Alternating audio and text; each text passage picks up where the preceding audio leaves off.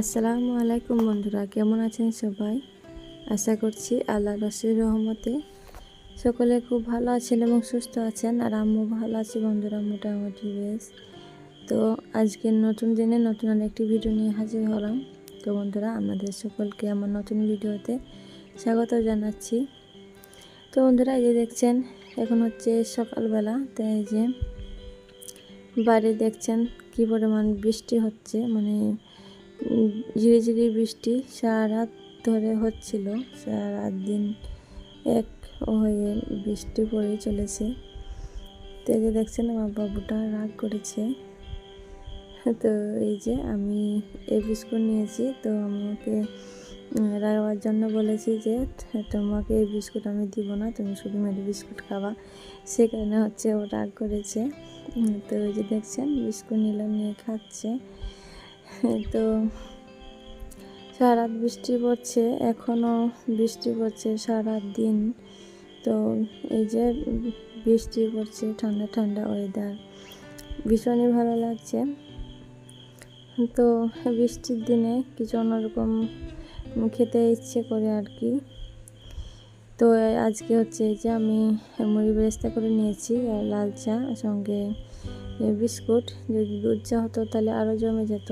তো যেহেতু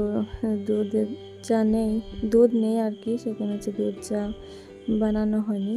আর বেশিরভাগ আমি লাল চাই খাই। তো এই যে দেখছেন বাইরে বৃষ্টি পড়ছে, আর এদিকে আমরা ঘরে মা বেটা মিলে গরম গরম চা খাচ্ছিলাম, ভীষণই ভালো লাগছিল। তারপরে এখানে হচ্ছে চা খাওয়া দাওয়ার পর আমি যে কালকে নিয়েছিলাম, তো আপনারা জানেন এই যে পোল্লা আর এই কচু, তো আমি রান্নার ব্যবস্থায় চলে আসলাম। আজকে হচ্ছে এটা রান্না করব, পোল্লা দিয়ে কচু দিয়ে শুটকি। তো আজকে যেহেতু বৃষ্টি পড়ছে, খিচুড়ি খেতে মন চাচ্ছে, তা কি আর করার, সেরকম কিছু সবজি নেই। তো যে পোল্লা নিয়েছিলাম ওটাকেই আজকে রান্না করতে হবে, কিছুই করার নেই। তো এই যে এখন হচ্ছে আমার বর্তমানে রান্না হয়ে গিয়েছে, একটা ডিম ভেজে নিয়েছি। তো এই যে দেখছেন এই পোল্লা আর কচু শুটকি রান্না, তো ভীষণই টেস্টি হয়েছিল, নিজের মনের মতো করে রেঁধেছি। আর এটা হচ্ছে আলু রান্নাটা আমার শাশুড়ি মা দিয়েছে ওনাদের। তো আমি একটা ডিম ভেজে নিয়েছি, দিয়ে খাচ্ছিলাম। আর বাবু তো ওর দাদিদের কাছে আছে, ওনাদের কাছে খাচ্ছিল, আর আমি ঘরে বসে খাচ্ছিলাম। বাইরে এখনও বৃষ্টি পড়ছে, সারাদিন বৃষ্টি পড়ছে, ভীষণই ভালো লাগছে বন্ধুরা, কি বলবো। তো বর্ষাকালে মনে করলাম একটু খিচুড়ি রান্না করব, তা হলো না, সেরকম কোনো সবজি নেই বলে। তা কি আর করার, আজকে শুকটি ভাত খেয়ে নিলাম।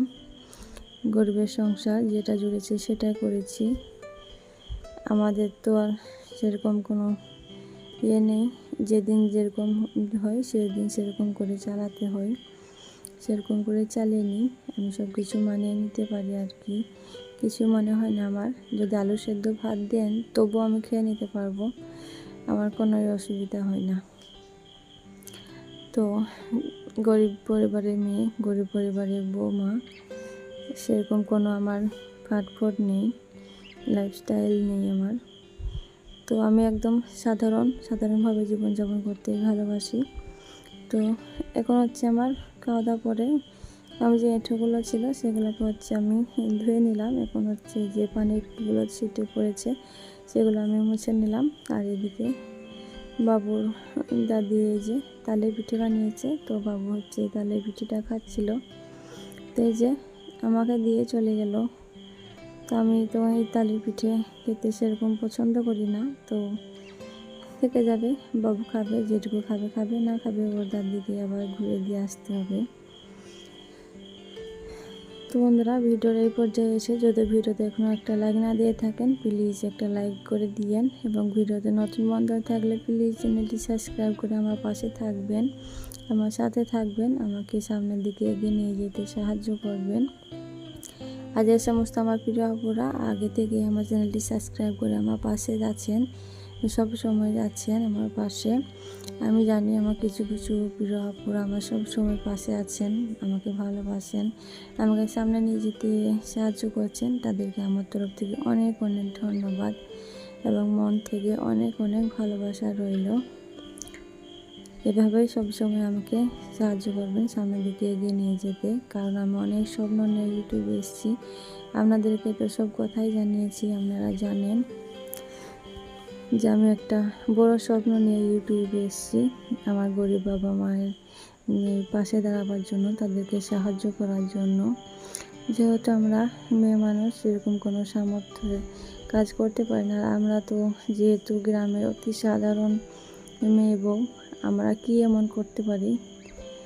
তো ভেবেছিলাম যে ইউটিউবে তো কতজনাই ভাইরাল হচ্ছে, কতজনাই তো কত কিছু করতে পারছে, আমিও চেষ্টা করে দেখি, না পারলে পারতেও পারি। সেই কারণে হচ্ছে আমি অনেক স্বপ্ন নিয়ে আশা নিয়ে ইউটিউবে এসেছি। তো প্লিজ সকলে আমার পাশে থাকবেন, আমার সাথে থাকবেন। আর যে সমস্ত নতুন আপুরা আমার ভিডিও দেখছেন, প্লিজ চ্যানেলটি সাবস্ক্রাইব করে আমার পাশে থাকবেন। আর আমিও চলে আসবো আপনাদের চ্যানেলে। যে সমস্ত আপুরা আমাকে সাপোর্ট করবেন, আপনারা কখনো ঠকবেন না, আমি কাউকেই ঠকাবো না।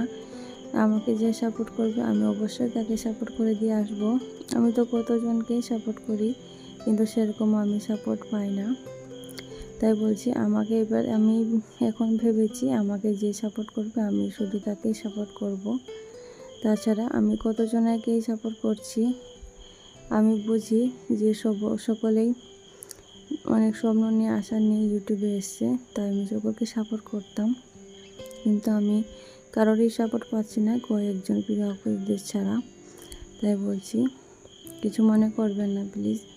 তাই যে দেখছেন এখন হচ্ছে আমার হাঁসগুলো আসছিল, তো খাঁচাটা ছিল ওখানে, তো আমি বসেছিলাম, আমার কাছে নিয়ে বসেছিলাম। সেখানে হচ্ছে হাঁসগুলো ভয় পাচ্ছিল, তো আপনারা তো দেখলেন।